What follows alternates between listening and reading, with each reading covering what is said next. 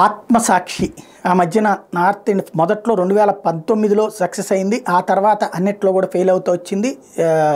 ఆ మధ్యన జరిగినటువంటి 4 రాష్ట్రాల ఎన్నికలు కానీ పెద్ద దాంట్లో కూడా దెబ్బతింటా వచ్చింది. ఈవెన్ మనకు మున్సిపల్ కార్పొరేషన్ ఎన్నికల్లో కూడా దెబ్బతింటా వచ్చింది. మొన్న తెలంగాణలో కూడా ఫెయిల్ అయింది.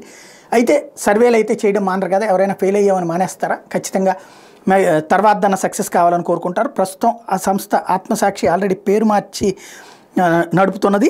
ప్రస్తుతం వచ్చేటప్పటికి ఎస్ఏఎస్ గ్రూప్ అన్నటువంటి పేరుతో ఐపీఎస్ఎస్ టీము ఎస్ఏఎస్ గ్రూప్ పేరుతో నడుస్తుంది. తాజాగా ఉత్తరాంధ్రకు సంబంధించి మొన్ననే ఒక సర్వే చెప్పుకున్నాం. ఇప్పుడు ఉత్తరాంధ్రకు సంబంధించి మూడ్ ఆఫ్ ఉత్తరాంధ్ర పేరుతో సర్వే ఇచ్చింది. ఇందులో శ్రీకాకుళం జిల్లాలో టోటల్ అంటే ఉమ్మడి శ్రీకాకుళంలో 10 సీట్లకు గాను తెలుగుదేశం పార్టీ జనసేనల కూటమి 5 గెలుచుకుంటుందని, వైఎస్ఆర్ కాంగ్రెస్ పార్టీ 2 సీట్లు గెలుచుకుంటుందని, కీన్ కంటెస్ట్ 3 ఉంటుందని చెప్పింది. విజయనగరం జిల్లాలో 9 సీట్లకు గాను ఏది ఉమ్మడి విజయనగరంలో టీడీపీ జనసేనలకు కలిపి 3, YSR Congress party 4, 2 keen contest ఉంటుందని లెక్కేసింది. విశాఖపట్నంలో 15కు గాను తెలుగుదేశం పార్టీ జనసేన కూటమికి 8, వైఎస్ఆర్ కాంగ్రెస్ పార్టీకి 4, కీన్ కంటెస్ట్ 3 ఉంటుందని లెక్కగట్టింది.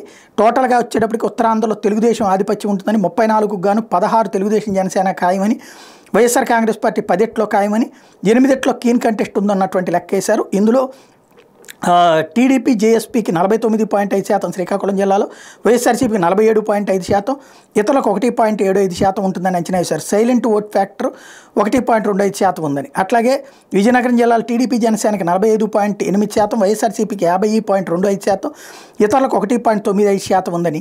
సైలెంట్ ఓట్ ఫ్యాక్టర్ 2% ఉందని. తెలుగుదేశం పార్టీ జనసేనకి విశాఖపట్నంలో వచ్చేటికి 49.25%, వైఎస్ఆర్సీపీకి 46.15%, ఇతరులకు 2.75%, సైలెంట్ ఓట్ ఫ్యాక్టర్ 1.85% ఉంటుంది అన్నటువంటిది వీళ్ళ అంచనాగా ఉంది.